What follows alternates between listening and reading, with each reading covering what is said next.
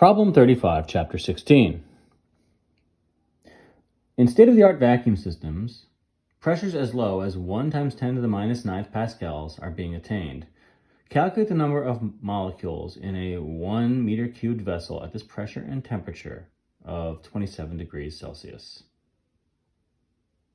All right, so what you're trying to do here is you're trying to pump out all the air, or as much of the air as you can from a region, and get a very, very good approximation at a vacuum. And you do this for a bunch of different kinds of high energy experiments where you don't want air getting in the way.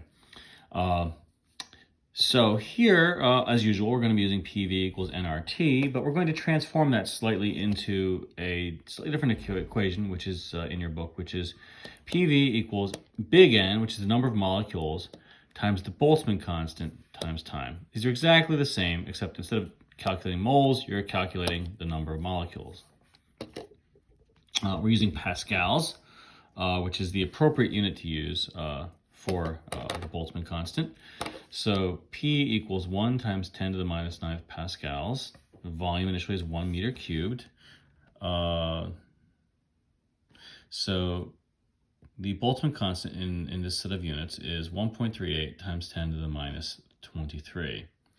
Our temperature is 27 degrees Celsius. So that means our temperature in Kelvin is 273 plus that, or 300 Kelvin. If you then take PV equals big N KT, that's 1 times 10 to the minus 9th pascals times 1 meter cubed equals big N times Boltzmann constant, 1.38 times 10 to the minus 23 times the temperature in Kelvin, which is 300. Rearrange it to solve for big N, and if you do that, you get around 2.4 times 10 to the 11th molecules in that container.